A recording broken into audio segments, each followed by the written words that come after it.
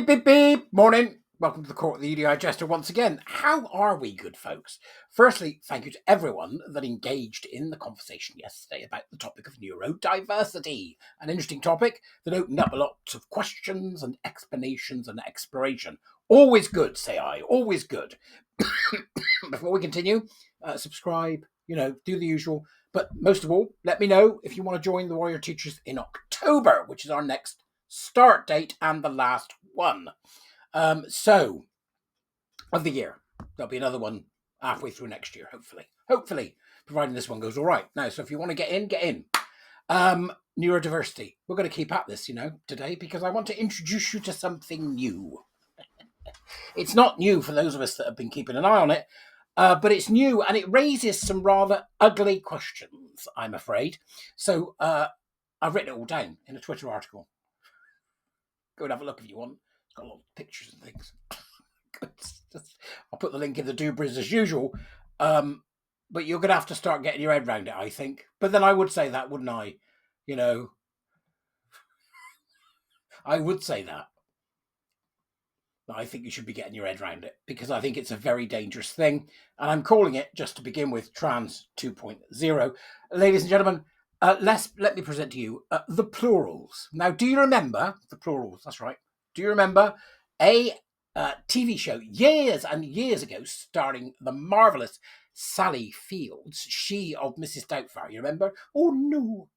Mrs. Doubtfire. It was a run by Fruiting. About a woman who had multiple personality disorders. It was taken from a book called Sybil. It turned out it was a con, like most of these misery porn things. It was a con, right? So we've now got what are called the plurals. They've been around for a while to such an extent that they have a worldwide conference. And this, believe me, is Trans 2.0. And although it does not, at the moment, appear to come with the horrific flesh cult nature of trans, it's certainly in the same ballpark. And how long is it going to be before we have to accept that Brian can be Brian at 4 o'clock in reality, but at 4:30 he's Jennifer, and then at 4:45 he's Mark? That's how lunatic this gets, and it's very quickly. So I want to know what you think about this, because I think this is very dangerous. But what we're not doing, and what I seem to be seeing this across our movement at the moment right now, is recognizing where all this is coming from. Right? If you don't, it's a really troubling subculture. And they talk about things called headmates, which are these schizoid phantoms that are all within a single body, which the body is now labeled a system. It's a wrong body replaced by multiple people internally. That I was born in the wrong body now becomes I've got more people than one in my body. This is big. You need to go and have a look, right? So just to convince you it's big and that it's, something that might be worth digging into, have a look at this. Explain how you might be plural. Now let's explain what plurality is. While everyone has more than one consciousness, because you have your subconscious and your active consciousness, plurality is having more than one active consciousness.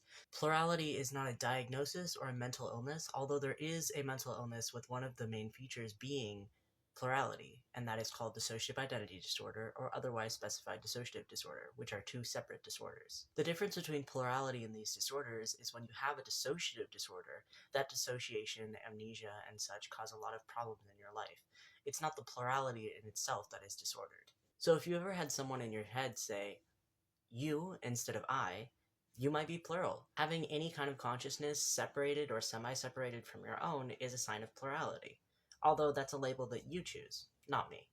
If you want to learn more about this, head to the link in our description. We have a ton of resources and a Discord full of wonderful people who are ready to answer your questions. Get me drift? Get me drift? Right, okay. So these concocted identities, well, they'll vary in name, sex, age, preferences, is the same concept of this insane idea of dissociative identity disorder, or what you would know as multiple personality disorder, which we've seen in films and books like Jekyll and Hyde. There was in that Sybil, obviously, I've already mentioned. There was another one, I think was it called Prime Suspect or something? What's his name? The guy that played the Hulk was in it, and Richard Gere, where he had multiple personalities. So this is it. I mean, it's been around. This idea has been around since Jekyll and Hyde, and it's all about this self-styled identity. Does that sound familiar? And it's dangerously intertwined with the neurodiversity movement's push for neurological pluralism, i.e. that there's no such thing as mental illness. There's no such thing as mental conditions. And this leads us straight back to inclusivity. And by default, if it leads us back to inclusivity, it leads us to EDI and DEI. Why does everybody refuse to make the connection? Right? And they love a bit of BDSM. They've got a movement they're going to advance. And then BDSM for plurals, where it's almost as if queer theory, LGBTQ plus is a built-in as part of the product sold to obviously many gullible organizations under the revolting EDI umbrella. But they're exactly the same. It's exactly the same thing. Their disruptive spread, like the spread of gender ideology, and underpinned, of course, by queer theory. It has to be underpinned by queer theory. It erodes traditional structures. And it's just the same thing. I am special, validate me. Right? Now, we did not nip gender identity in the bud. We've done a brilliant job of fighting it since, and you only got to see what the TERFs have done to see how amazing some of that work has been. But yet we cannot seem to get everybody to understand that we now need to go up one level. Because gender identity, the furries, the pups, BDSM, and now the plurals are all part of the marketing strategy that is EDI-DEI. Right? Rainbows, reparations, affinity groups, representation, recognition, relativization, all in the face of us as the corporate face, essentially, of the normalization of mental illness. Collectivist identities like affinity groups, they're a problem. Victimhood garnering, grievance mining. It's the ultimate middle-class supremacy movement. It's masked in kindness, but it's got the sickly sweet smile of the toxic parent written all over it. So through this industry, queer theory, critical race theory, critical fat studies, critical time studies, they're all given life.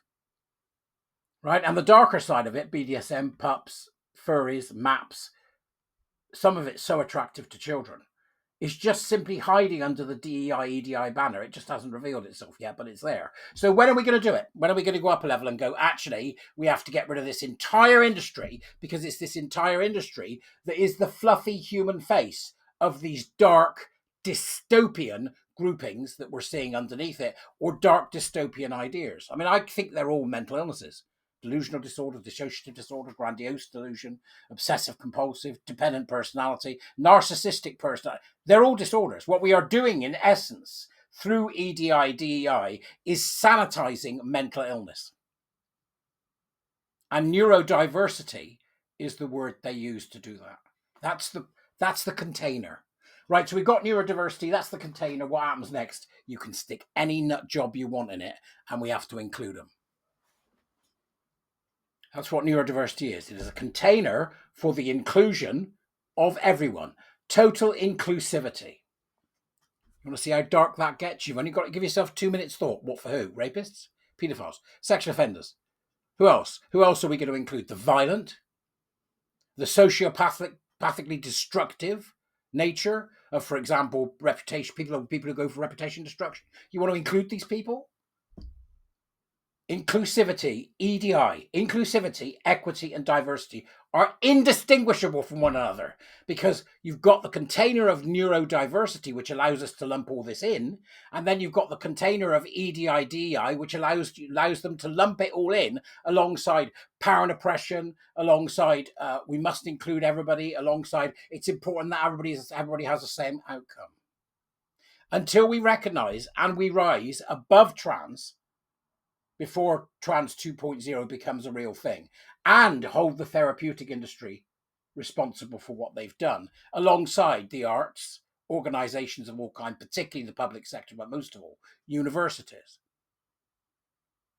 Trans was the entree, wasn't it? Is that the main course, or is that the first course or the second course? I can't remember. I mean, that's, a flesh-sacrificing cult, but it's just part of a bigger cult, and that's the cult of EDI itself. I don't know. I mean, the main course is coming shortly, because it ain't going to get any better. It's going to get worse unless we band together and we eradicate EDI-DEI. Then we go for the underpinning laws. Or I could be mental. Go and take a look at this, because this is darker than you could possibly imagine. All right? God. It just seems to get worse and worse all the damn time. I'm off to see me warrior teachers. I'm very excited about it, because there's so much going on. We'll have lots to talk about. I'm coming, guys. I'm coming. Won't be long, and we'll be together. I'll see you later. You keep chatting, you keep talking, but I'm saying This is all the same thing. It's all EDI, and the sooner the movement gets their head around it, the sooner we can begin to call for its eradication from the public square. And on that note, bye-bye. See ya.